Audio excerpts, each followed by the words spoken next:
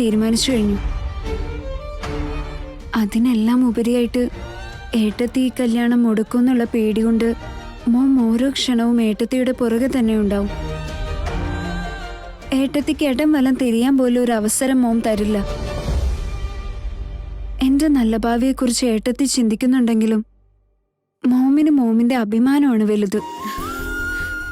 ഇല്ല മോളെ, എന്റെ കൺമുന്നിൽ നിന്റെ ജീവിതം തകരുന്നത് കണ്ടുകൊണ്ടിരിക്കാൻ എന്നെക്കൊണ്ട് കഴിയില്ല. ആരൊക്കെ ഏതൊക്കെ വിധത്തിൽ എന്നെ തടയാൻ ശ്രമിച്ചാലും നിന്റെ കല്യാണം ഞാൻ മുടക്കിയിരിക്കും. വളരെ നന്ദി ഏട്ടത്തി. എന്തിനാണ് വിവേക്? സഞ്ജനയെ സപ്പോർട്ട് ചെയ്യാൻ മേഘനടുത്തി ഉണ്ടല്ലോ. സഞ്ജനയുടെ നല്ലതിനു വേണ്ടി എല്ലാരെയും എതിർക്കാനും മേഘനടുത്തേക്ക് ധൈര്യമുണ്ട്. അതെന്റെ കടമയാണ് വിവേക്. അതിന്റെ കൂടെ ഒരു സോറിയും പറയാനുണ്ട്. സോറി എന്തിനാ? സഞ്ജനയുടെ കല്യാണക്കാര്യം പറയാൻ ഞാൻ നിങ്ങളുടെ വീട്ടിലേക്ക് വന്നിരുന്നു. പക്ഷെ കാണാൻ പറ്റില്ലെന്ന് പറഞ്ഞ് ചാരു എന്നോട് ദേഷ്യപ്പെട്ട് പറഞ്ഞയച്ചു. ഏട്ടത്തെയും ചാരും കൂടി അങ്ങനെ മനഃപൂർവ്വം ചെയ്താണെന്ന് ഞാൻ ഇത്രയും നാൾ തെറ്റിദ്ധരിച്ചത്. പക്ഷെ ആ സമയത്ത് ഏട്ടത്തി ടർക്കിയിലായിരുന്നെന്നും അത് കവർ ചെയ്യാനാ ചാരു അങ്ങനെ പറഞ്ഞതെന്നും ഇപ്പോഴല്ലേ എനിക്കത് മനസ്സിലായത്. ഏട്ടത്തി, എന്നോട് ക്ഷമിക്കണേ ഏട്ടത്തി. അയ്യോ, എന്താ വിവേക് ഇതൊക്കെ? നമുക്കിടയിൽ ഈ ക്ഷമയുടെ ആവശ്യമൊന്നുമില്ല. അത് മാത്രമല്ല ഏട്ടത്തി, സഞ്ജനയുടെ കല്യാണക്കാര്യത്തിൽ ഏട്ടത്തി കാര്യമില്ലാതെ ഇടപെടുകയാണെന്ന് കരുതി മോം പറഞ്ഞതുപോലെ ഒരു പകപോക്കലാണെന്നും ഞാനും വീട്ടിലുള്ളവരെ പോലെ വിശ്വസിച്ചു. അവരോടൊപ്പം ഞാൻ ചേർന്നതും വലിയ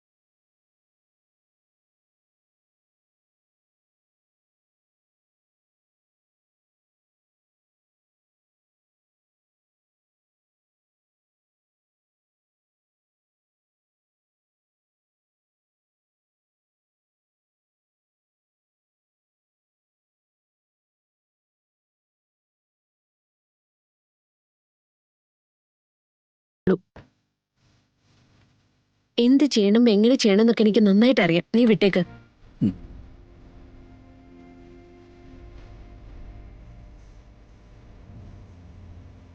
ഇറ്റ്സ് ഓക്കെ. ഏട്ടത്തി നോക്കിക്കൊള്ളാന്ന് പറഞ്ഞില്ലേ. You just don't worry.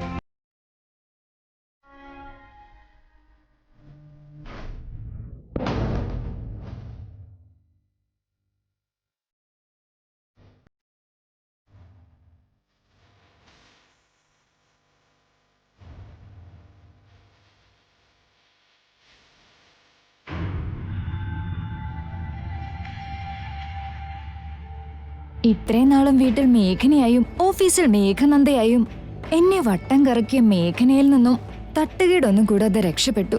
അവളുടെ അതേ മൂടപ്പെടുകയും ചെയ്തു. ഇനി ഓഫീസിൽ എനിക്കും മിഥുനും ഇടയിൽ ധാരാളം പ്രൈവസി കിട്ടും. മിഥുനെ തനിച്ച് കിട്ടുന്ന അവസരങ്ങളെല്ലാം പൂർണ്ണമായും മുതലെടുത്ത് ഇവനെ എന്റേത് മാത്രമാക്കണം.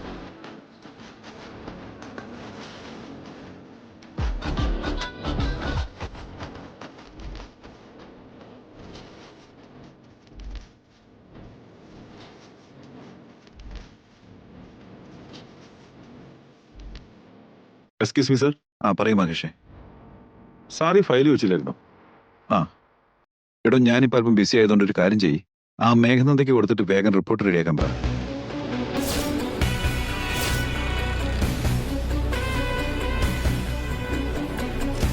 താനെന്തോട് പിന്നെ ഇവിടെ നിൽക്കുന്നേ?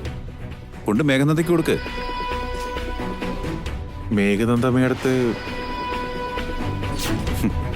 V R terminating U മേഘന.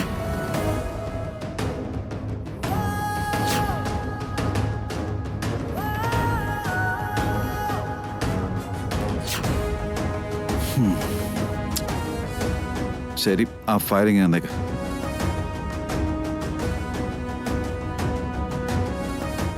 മഹേഷേ, sir, മേഘനന്ദയുടെ ടേബിളിൽ അവളുടെ വല്ല സാധനങ്ങളുണ്ടെങ്കിൽ എടുത്ത് ട്രാഷിലിട്ടേക്ക്.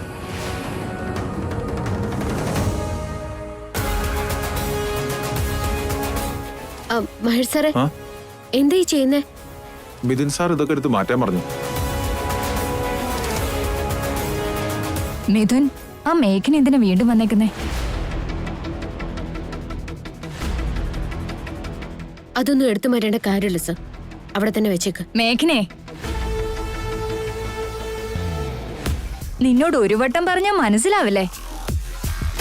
ആട്ടി പുറത്താക്കിയിട്ടും ഏതു വകുപ്പിലാ തിരിച്ചു വന്നേ? എന്താ ഇനി നിനക്ക് ഈ ഓഫീസിൽ കാര്യം? ഈ ഓഫീസിൽ നിന്ന് ആട്ടിപ്പായിക്കാനോ എന്നെ ജോലിയിൽ നിന്ന് ടെർമിനേറ്റ് ചെയ്യാനോ നിങ്ങൾക്ക് അധികാരം ഇല്ല എന്ന് പറയാൻ വേണ്ടി വന്നതാ. What are you talking? ഈ കമ്പനിയുടെ MD എന്ന നിലയ്ക്ക് ഇവിടുത്തെ ഒരു സാധാരണ ജീവനക്കാരിയായ നിന്നെ ജോലിയിൽ നിന്ന് പിരിച്ചുവിടാനുള്ള സകല അധികാരങ്ങളും ഞങ്ങൾക്കുണ്ട്. അതിനെ ചോദ്യം ചെയ്യാൻ ഇവിടെയുള്ള ഒരു എംപ്ലോയിക്കും അധികാരമില്ല. മര്യാദയ്ക്ക് ഇവിടെ നിന്ന് ഇറങ്ങിപ്പോവാൻ നോക്ക്. 1 മിനിറ്റ് മഞ്ജരി, ബിരുദാനന്തര ബിരുദങ്ങൾ ഉണ്ടായിട്ട് ഒരു കാര്യമില്ല. കുറച്ച് കോമൺ സെൻസ് കൂടി ഉണ്ടായിരിക്കണം. ഈ ആവേശക്കൊന്ന് തണുപ്പിച്ചിട്ട് സമാധാനമായിട്ടൊന്ന് ചിന്തിക്ക്. ഞാനിവിടെ ജോയിൻ ചെയ്തപ്പോ എനിക്ക് നിങ്ങളൊരു എഗ്രിമെന്റ് തന്നിരുന്നു.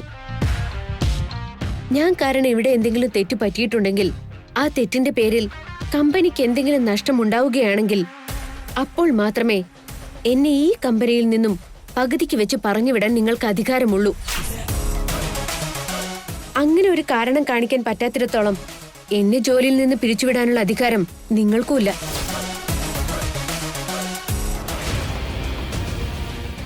റൂൾസ് ആൻഡ് റെഗുലേഷൻസും പറഞ്ഞുകൊണ്ട് വരികയാണോ?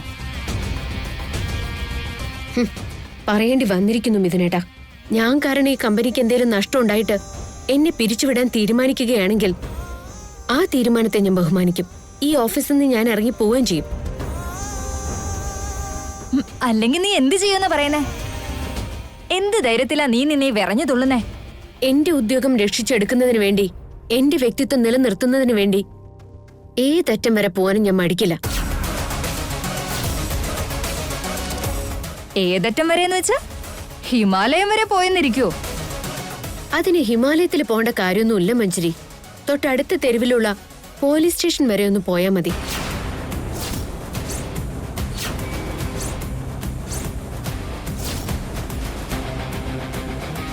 What do you mean? ഞാൻ കഷ്ടപ്പെട്ട് നേടിയെടുത്ത എന്റെ ഉദ്യോഗം രക്ഷിക്കുന്നതിന് വേണ്ടി പോലീസിൽ പരാതി കൊടുക്കാൻ എനിക്ക് അധികാരമുണ്ട്.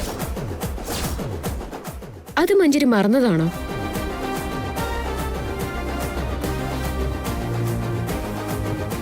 ഇനി പോലീസ് സ്റ്റേഷനിൽ പോകണം എന്നാണെങ്കിൽ അവിടേക്ക്, അതല്ല കോടതിയിലേക്കാണെങ്കിൽ അങ്ങനെ.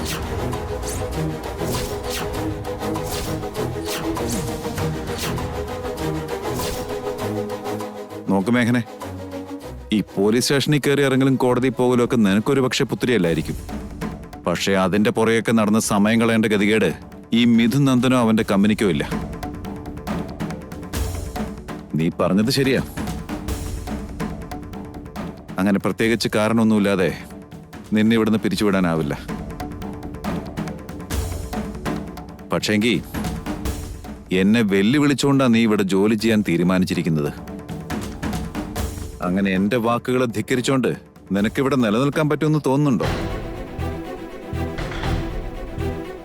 നിന്റെ ഉദ്ദേശം എന്താണെന്ന് എനിക്ക് മനസ്സിലാവുന്നില്ല. പക്ഷെ ഈ രീതി എനിക്ക് അക്സെപ്റ്റ് ചെയ്യാൻ പറ്റുന്നില്ല. നീ സ്വീകരിച്ച മാർഗമോ നിന്റെ രീതികളോ ഒരിക്കലും ഞാൻ ക്ഷമിക്കുകയില്ല.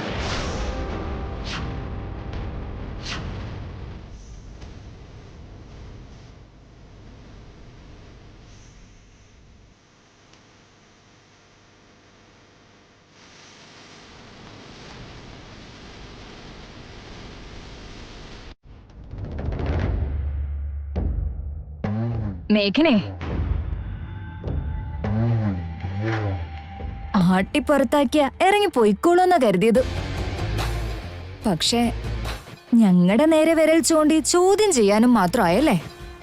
അതെ മഞ്ജരി, മനുഷ്യര് രണ്ട് തരത്തിലുണ്ടാവും. ഒന്ന്, എന്ത് പ്രശ്നങ്ങൾ ഉണ്ടായാലും അഡ്ജസ്റ്റ് ചെയ്ത് ജീവിക്കുന്നവർ. രണ്ട്, അഡ്ജസ്റ്റ് ചെയ്തുകൊണ്ട് തന്നെ പ്രശ്നങ്ങളെ നേരിടാൻ തയ്യാറായിട്ടുള്ളവർ, എന്തിനേയും ചോദ്യം ചെയ്യുന്നവർ. ഞാൻ ആ രണ്ടാമത്തെ വർഗത്തിൽപ്പെട്ടവളാണെന്ന് ഇതുവരെ നിനക്ക് മനസ്സിലായിട്ടില്ലെങ്കിൽ ഇപ്പൊ മനസ്സിലാക്കിക്കോ. എന്ത്? ഞങ്ങളെ വെല്ലുവിളിച്ചുകൊണ്ട് ഞങ്ങളുടെ കമ്പനിയിൽ സമാധാനായിട്ട് ജോലി ചെയ്യാൻ പറ്റുമെന്ന് നിനക്ക് തോന്നുന്നുണ്ടോ? ഞാൻ തെറ്റ് ചെയ്യാത്തിടത്തോളം ആരെയും പേടിക്കില്ല. എന്നെ ഏൽപ്പിച്ച ജോലി ഇതുവരെയും സത്യസന്ധമായിട്ടാണ് ഞാൻ ചെയ്തിട്ടുള്ളത്. അതുകൊണ്ട് ധൈര്യത്തിന് ഒരു കുറവുമില്ല. ഓ ഗുഡ്. ഈ കോൺഫിഡൻസ് ചോർന്നു പോവാതെ നോക്കണം. നിന്നെ എങ്ങനെയൊക്കെ തറപറ്റിക്കണോന്നുള്ളതും നിന്റെ കണ്ണിൽ തെളിഞ്ഞു കാണുന്ന ഈ ധൈര്യം എങ്ങനെ അണയ്ക്കണമെന്ന് എനിക്ക് നന്നായിട്ടറിയാം. ഈ കമ്പനിയുടെ പടി ചവിട്ടി കയറി വരാൻ വേണ്ടി പേടിക്കുന്ന അവസ്ഥയിൽ നിന്നെ ഞാൻ എത്തിക്കും. എനിക്കിനി ഈ ജോലി വേണ്ടെന്റെ തമ്പരാനെന്നും പറഞ്ഞ് ഇവിടെ നിന്ന് നീ കണ്ടം വഴി ഓടും. നിന്റെ രാജിക്കത്ത് നീ തന്നെ സമർപ്പിക്കും. നീ ചെവിന്നുള്ളിക്കും.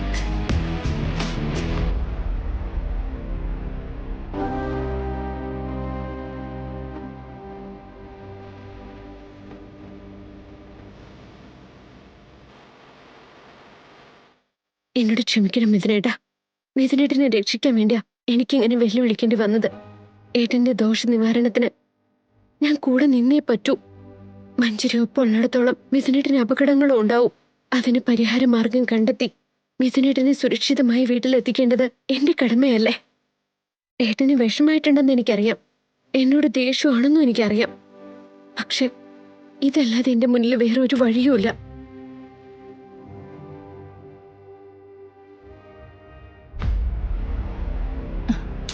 മിഥുൻ, എനിക്ക് മനസ്സിലാവുന്നുണ്ട്. മേഘനയുടെ പ്രവൃത്തികൾ അവളെ ചുട്ടുകരിച്ച് കളയാനുള്ള ദേഷ്യം തോന്നിക്കുന്നുണ്ടല്ലേ?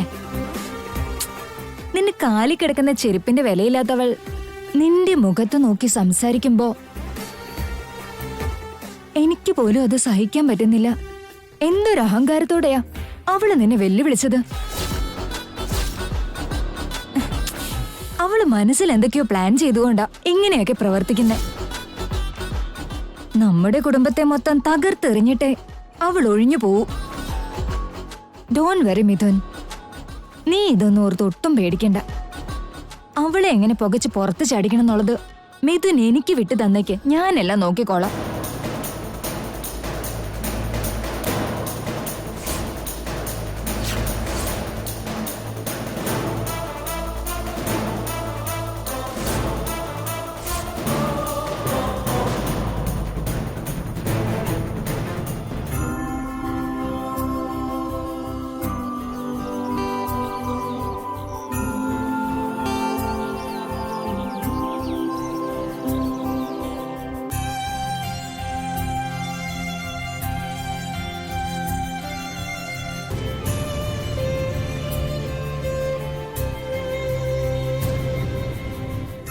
ചാരു ഒരു മിനിറ്റ്. വിവേക്, എന്നിങ്ങനെ വഴിമറിച്ച് നിന്നോണ്ട് ഒരു കാര്യമില്ല. അതെന്റെ മനസ്സിന് ഒരു മാറ്റം ഉണ്ടാക്കില്ല. ദയവ് ഇത് മാറി നിൽക്ക്, എനിക്ക് പോണം. ചാരു പ്ലീസ്. നിനക്ക് എന്നെ ഒഴിവാക്കി വേറെ എങ്ങോട്ടും പോകാൻ പറ്റില്ല. നീ മനഃപൂർവ്വം എന്നെ അവോയ്ഡ് ചെയ്യാൻ ശ്രമിക്കുക എന്നുള്ളത് എനിക്ക് മനസ്സിലാവാഞ്ഞിട്ടൊന്നുമല്ല. നിന്നിലേക്കുള്ള വഴി മുള്ളും കല്ലും നിറഞ്ഞതാന്ന് അറിഞ്ഞുകൊണ്ട് അതിലേക്ക് ഞാൻ കാലെടുത്ത് വെക്കില്ല. നിന്നെ റെഡ് കാർപ്പറ്റ് വിരിച്ച് സ്വീകരിക്കാനാണ് നിന്നെ ഞാൻ എന്റെ ജീവിതത്തിലേക്ക് ക്ഷണിക്കുന്നത് ചാരു. അത്രയേറെ എനിക്ക് നിന്നെ ഇഷ്ടമാണ് ചാരു. നിന്നെ ഞാൻ ആർക്കും തന്നെ വിട്ടുകൊടുക്കില്ല. നിന്നെ ഇത്രയധികം സ്നേഹിക്കുന്ന ഒരാളെ മഷിയിട്ട് നോക്കിയാൽ പോലും വേറെ എവിടെ നിനക്ക് കിട്ടില്ല. നിങ്ങളുടെ വീട്ടിലെ മരുമക്കളെ എങ്ങനെയാ നോക്കാന്നുള്ളത് എനിക്ക് നന്നായിട്ട് അറിയാവുന്നല്ലേ. ചാരു, നീ എന്തിനാ എന്നെ ഇങ്ങനെ അവോയ്ഡ് ചെയ്യുന്നു എന്നുള്ളതിന്റെ റീസണിങ്ങിലൊന്ന് പറഞ്ഞതാ. രണ്ടിലൊന്നും അറിഞ്ഞാലല്ല ഒരു പരിഹാരം കണ്ടെത്താനാവൂ. ചില കാര്യങ്ങൾക്ക് മൗനം തന്നെയാണ് ഉത്തരം. അല്ല ചാരു, പ്ലീസ്. എന്തുകൊണ്ടാ നീ എന്റെ സ്നേഹം തട്ടിക്കളയുന്നത്? പറയൂ ചാരു, പ്ലീസ്. എന്നാൽ ഒരു ചോദ്യം, നിന്റെ പ്രണയത്തെ ഞാൻ സ്വീകരിച്ചാൽ നീ എനിക്ക് വേണ്ടി എന്ത് ചെയ്യും? വീട്ടുകാരെ കൊണ്ട് സമ്മതിപ്പിച്ച് നിന്നെ ഞാൻ കല്യാണം കഴിക്കും. എന്റെ വീട്ടിലെ മരുമകളാക്കും. നിന്നെ എന്റെ ഹൃദയത്തിനകത്ത് കുടിയിരുത്തും. എന്റെ ചേച്ചിയെ നിങ്ങളുടെ ചേട്ടൻ കെട്ടിയതും ഇതൊക്കെ പറഞ്ഞോണ്ടായിരുന്നു. എന്നിട്ട് എന്തായി? തിളയ്ക്കുന്ന എണ്ണയിലിട്ട് എന്റെ ഏച്ചി എല്ലാരും പൊരിച്ചെടുക്കല്ലേ. ഓരോ ക്ഷണവും അഗ്നിയിലൂടെയാണ് എന്റെ ഏച്ചി ആ വീട്ടിൽ നടക്കുന്നത്. അങ്ങനെ ഒരു ജീവിതമാണോ എനിക്ക് നിങ്ങൾ കരുതി വെച്ചിരിക്കുന്നത്? ചാരു പ്ലീസ്, നിന്റെ ചേച്ചിയുടെ കാര്യം പോലെയല്ല നിന്റെ കാര്യം. വലിയേട്ടന്റെ പാസ്റ്റ് പോലെ എനിക്ക് മറ്റൊരു പ്രണയമില്ല. അതും ഇതും തമ്മിൽ എന്ത് ബന്ധമുള്ളേ? ഒത്തിരി ബന്ധമുണ്ട് വിവേക്. കാരണം നീയും ആ നന്ദൻ ഫാമിലിയിലെ മിഥുന്റെ അനുജനായതുകൊണ്ട് തന്നെ. നിന്റെ ചുറ്റുമുള്ളതും അതേ മനുഷ്യരായതുകൊണ്ട്. എന്റെ ചേച്ചിക്ക് കിട്ടാത്ത ഒന്നും എനിക്കും കിട്ടില്ലെന്ന് അറിയാവുന്നതുകൊണ്ട്. അങ്ങനെയൊന്നും വരാൻ ഞാൻ അനുവദിക്കില്ല ചാരു. ദയവി അത് ഞാൻ പറയുന്നൊന്ന് കേക്ക്. എന്റെ പ്രണയത്തെ ഒന്ന് മനസ്സിലാക്കാൻ ശ്രമിക്കുക. നിന്റെ പ്രണയത്തെ മനസ്സിലാക്കും മുമ്പ് നിന്റെ കുടുംബത്തെക്കുറിച്ച് ഞാൻ നന്നായിട്ട് മനസ്സിലാക്കി കഴിഞ്ഞതാ. അത്തരം മനുഷ്യരുടെ ഇടയിലേക്ക്, അങ്ങനെ ഒരു കുടുംബത്തിലേക്ക് എനിക്ക് നിന്റെ ഭാര്യയായി കയറി വരാൻ പേടിയാ. നിന്നെ കല്യാണം കഴിച്ചതിന് ശേഷം നിന്റെ പുറകിൽ നിന്റെ ഏട്ടനെ പോലെ ഒരു കഥയുണ്ടാവില്ലെന്ന് ആരറിഞ്ഞു? അങ്ങനെയൊന്നും പറയല്ലേ, ഞാൻ പറയുന്നൊന്ന്. ദയവ് ഇത് ഈ കാര്യം ഇവിടത്തോടെ വിട്ടേക്ക്. ഇനി എന്റെ പുറകെ നടന്ന് ശല്യം ചെയ്തിട്ട് ഒരു കാര്യമില്ല. നീ വിചാരിച്ചത് ഒരിക്കലും നടക്കില്ല.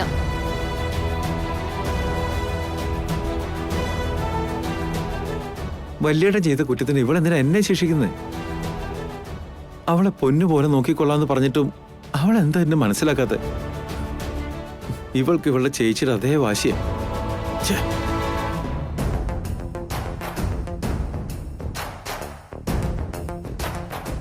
അത് കലക്കി. എന്റെ ഉന്നം തെറ്റിയിട്ടില്ല. അത് ചാരുവിന്റെ നെറ്റിയിൽ തന്നെ തറച്ചു. ചാരുവും വിവേകും തമ്മിൽ ഇങ്ങനെയാണെങ്കിൽ പതുക്കെ പതുക്കെ അകന്നോളൂ. ഈ അകൽച്ച ഇനി അടുപ്പത്തിലേക്ക് വഴിമാറി കൊടുക്കാതിരിക്കാൻ ഇങ്ങനെ ചെറിയ ചെറിയ പൊടിക്കൈകൾ ചാരുവിലേക്ക് പകർന്നു കൊടുത്താ മതി. വിവേക്, ചാരുവിന്റെ സ്ഥാനത്ത് ഞാൻ നിന്റെ മനസ്സിൽ ഇടം നേടും. ഒടുവിൽ നന്ദൻ കുടുംബത്തിലെ ഇളയ സന്തതി എന്റെ കഴുത്തിൽ താലി കിട്ടും.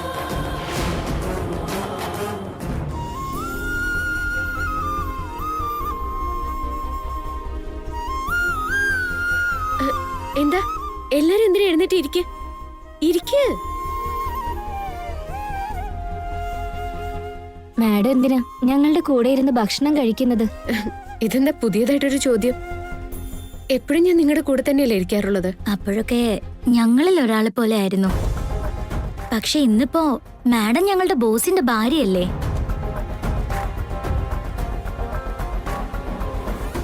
ഞാൻ അന്നായാലും ഇന്നായാലും വീട്ടിൽ നിങ്ങളുടെ ബോസിന്റെ ഭാര്യ. അതുപോലെ ഓഫീസിലേക്ക് വരുമ്പോ നിങ്ങളെപ്പോലെ വേറൊരു ഒരു എംപ്ലോയി.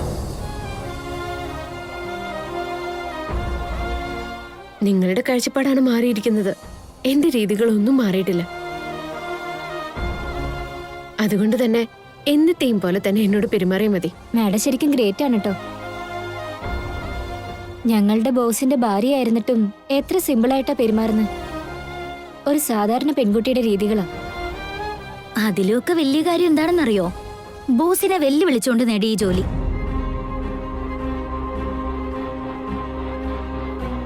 ബോസിനെ ചോദ്യം ചെയ്യാനുള്ള ധൈര്യം. നീ പറഞ്ഞത് ശരിയാ അഞ്ജലി.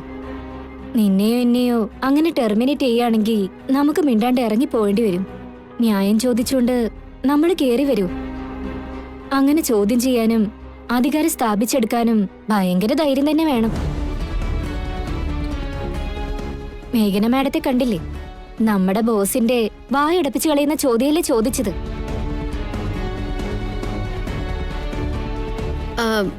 നമുക്കിപ്പോ ഈ ടോപ്പിക്ക് നിർത്തിയിട്ട് ഭക്ഷണം കഴിക്കാൻ നോക്കിയാലോ? സമയം പെട്ടെന്നങ്ങ് പോവും. നീ അത് കാണുന്നുണ്ടോ മിഥുൻ?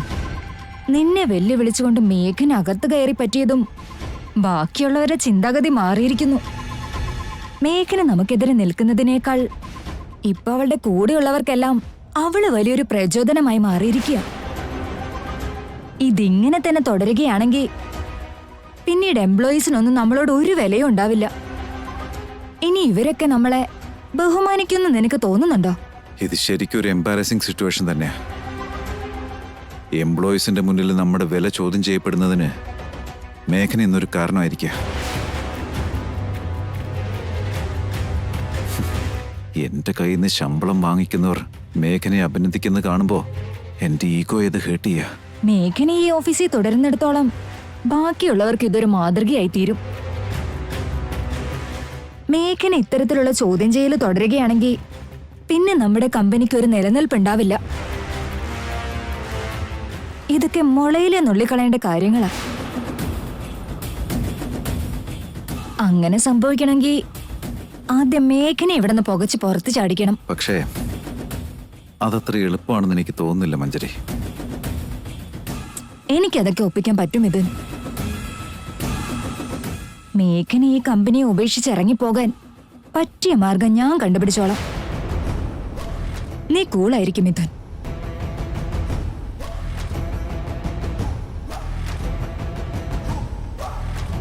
മേഘനെ, നീ വലിയ ബുദ്ധിമതിയാണെന്നായിരിക്കും നിന്റെ വിചാരം. നിന്റെ ബുദ്ധി നിനക്ക് തന്നെ വിനയായി ഞാൻ മാറ്റും. അവസാനം ഭസ്മാസുരനെ പോലെ സ്വന്തം തലയിൽ കൈവച്ച് നീ ഭസ്മമായി തീരും.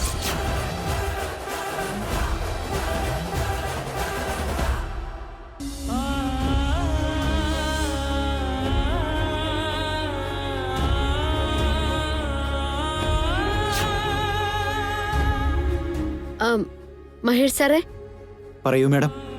ഇവിടെ ഉണ്ടായിരുന്ന സിസ്റ്റം എന്തിയെ? ടൈപ്പ്റൈറ്റർ മാത്രമേ ഉള്ളൂല്ലോ. ഞാനാണത് അവിടെ വെപ്പിച്ചത്.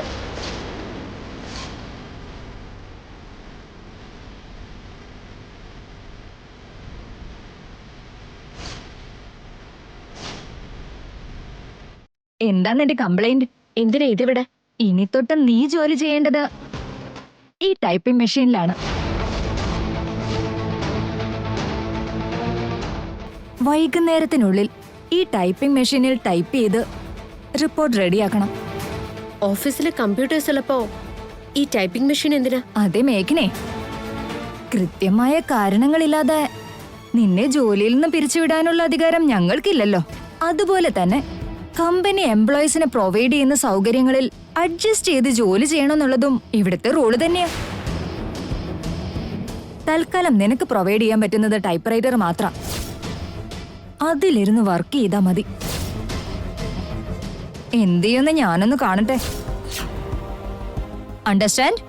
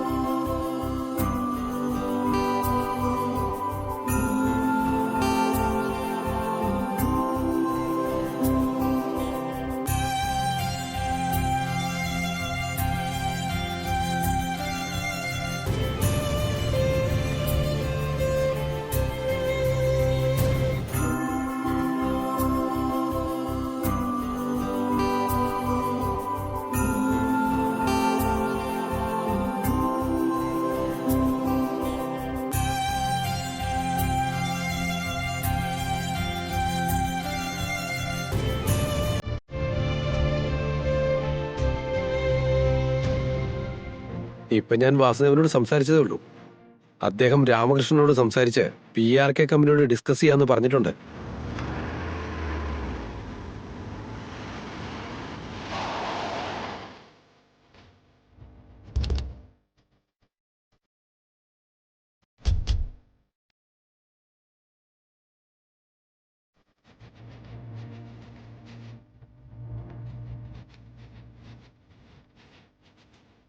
ജയദേവ, ഇവർ രണ്ടുപേരും മാത്രമേ ഉള്ളോ? മേഘനയെ കൂടെ കൂട്ടിയില്ലെന്ന് തോന്നുന്നു. എനിക്കും യാതൊന്നും പിടികിട്ടുന്നില്ല അമ്മേ. ഇവരോടൊപ്പം മേഘനയും കൂട്ടിക്കൊണ്ടുവരാൻ ഇവരുടെ ഈഗോ സമ്മതിക്കുന്നില്ലായിരിക്കും. അഹങ്കാരം തലേ കയറിയിരിക്കുമല്ലേ. മഞ്ജരി, ഒരു കാര്യം പറയാനുണ്ട്. ഇങ്ങോട്ട് വന്നേ.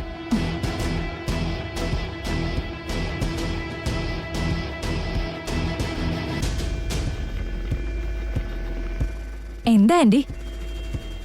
മേഘന വീണ്ടും ഓഫീസിൽ കയറിയെന്നല്ലേ നീ പറഞ്ഞേ? എന്നിട്ട് എന്തായി? അവൾ അവിടെ തന്നെ സെറ്റിൽ ചെയ്യാൻ തീരുമാനിച്ചിരിക്കുക. ഇത്രയും നടന്നിട്ടും ജോലി തുടരാൻ തന്നെയാണോ അവളുടെ തീരുമാനം? അവള് തുടരാൻ തീരുമാനിച്ച ഞാനത് സമ്മതിച്ചു കൊടുക്കൂ. മുളച്ചു വരുന്ന ചിറകരിഞ്ഞിട്ടായാലും പറക്കാൻ മോഹിക്കുന്ന പറവക്കുഞ്ഞിനെ ഞാൻ പറക്കാൻ വിടൂ. അവളെ ഞാൻ അവിടെ നിന്ന് പുകച്ച് ചാടിച്ചോളാം. അതന്നെ. എങ്ങനെ? ആ മേഘന ഈയിടെയായിട്ട് മഹാമൂഷയായിട്ടായി മാറിയിരിക്കുക. ബെല്ലും ബ്രേക്കും ഇല്ലാത്ത പെരുമാറ്റം. അവളുടെ സകല കൺകെട്ട് വിദ്യകളും ചങ്ങലക്കിടാൻ എനിക്കറിയാം ആന്റി. മേഘനയ്ക്കൊരു 8ന്റെ പണി കൊടുത്തിട്ടാ ഞാൻ വന്നിരിക്കുന്നെ. നാളെ നേരം വെളുക്കുമ്പോഴേക്കും ആ പണിയൊക്കെ അവള് തീർത്തില്ലെങ്കിൽ ആ കാരണം കാണിച്ചുകൊണ്ട് അവളെ എനിക്ക് അവിടെ നാട്ടി പുറത്താക്കാം. എന്റെ ഭഗവാനെ, മേഘനയെ ജോലി നാട്ടിപ്പായിക്കാൻ ഭയങ്കര പ്ലാനിങ് ആണല്ലോ. ദാറ്റ്സ് ഗ്രേറ്റ് മഞ്ജരി. പിന്നല്ലാണ്ട് ആ മേഘന എന്ന് നിന്റെ കണ്ണിലെ കരടായി ആ ഓഫീസിൽ തന്നെ കഴിച്ചു കൂട്ടിയാൽ എങ്ങനെ ശരിയാവും? കഴിവതും എത്രയും പെട്ടെന്ന് അവളെ അവിടുന്ന് പുറത്താക്കണം. അതാ നമുക്ക് നല്ലത്. അവൾ ആ ഓഫീസിലിരിക്കുന്നത് കാണുമ്പോ തന്നെ എന്റെ ദേഹത്തൂടെ പാമ്പഴയുന്നത് പോലെ തോന്നുക. അവളെ ഞാൻ അങ്ങനെ ഒത്തിരി കാലം അവിടെ ഇരുത്തോന്ന് തോന്നുന്നുണ്ടോ? കാണിച്ചു തരാം.